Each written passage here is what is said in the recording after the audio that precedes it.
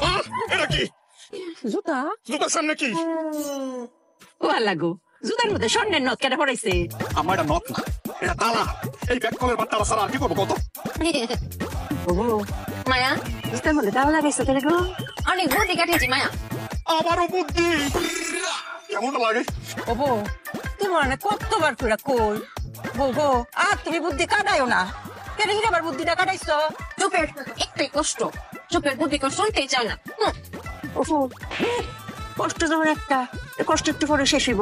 এই দেখ তেলা কুচা পাতার বার্তা বানাইছি, মাথা দিয়াম মাথা করে টান্ড হয়ে ফেলবো। শেষ মেশে বুঝছি কিনা আমরা।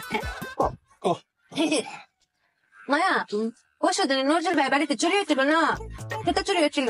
তখন আমি বুদ্ধি কাটিয়ে বের করেছি, এই চোর যদি আমাদের বাড়িতে আসে জুতা চুরি করছে, তখন এই জন্য জুতাতে তালা মেরে রেখেছি। ভালো করছি না মায়া? ভালো করছি না স্বামী? বুদ্ধি গো মানে তুমি অনেক বুদ্ধি কাটাইছো। তেমন কত জুতার লগে লগে তালাও যদি লয়ে যায়, তো আমও গেল সালাও গেল, তখন কি করবা? আনছিল না মায়া, জুতা আর তালা। ওই তো এখন জুতা আর তালা গেল, তখন কি হইব? এখানেই তো মায়া বুদ্ধি দিয়ে তবে লাগিয়ে ফেলেছি। কি বুদ্ধি শুনবেন? শুনেন, আপনার বুদ্ধি পারবে। স্বামী তুমিও শোনো, এই বুদ্ধিটা ব্যবসায় কাজে লাগিও।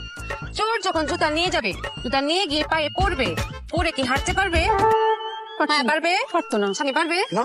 কেন পারতো না? কারণ তালা লাগানো। এই তালা তো খুলতে হবে, খোলার জন্য চাবি লাগবে। তখন চোর চাবি খুঁজতে খুঁজতে খুঁজতে খুঁজতে চুপিয়ার কাছে আসবে, এসে বলবে চুপিয়াপা চুপিয়াপা চাবিটা দেন। তখন আমি সুই করে চাবিটা বের করবো, এরকম ঘুরিয়ে ঘুরিয়ে বলবো চোর ভাই আসেন, চারটা নেন, লুক লুক লুক দেখো। তখন ওর বগি পরে চাবি নিতে আমার কাছে আসবে, তখন খপ করে ধরে ফেলবে। এটাকে বলে চোরদারের কল। ফাঁদ ফাঁদ মেশিন পেতেছি, বুঝেছেন মায়া? অনেক বুদ্ধি কাটিয়েছি না?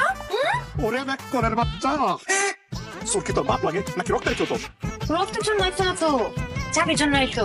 কারণ চাবি চুপির কাছে। আম্মা এই জুতাটা বাইরে কিন্তু ব্যাগ কলের বাচ্চারা বাইরে বানাবো। এই চোর কি তোর মতো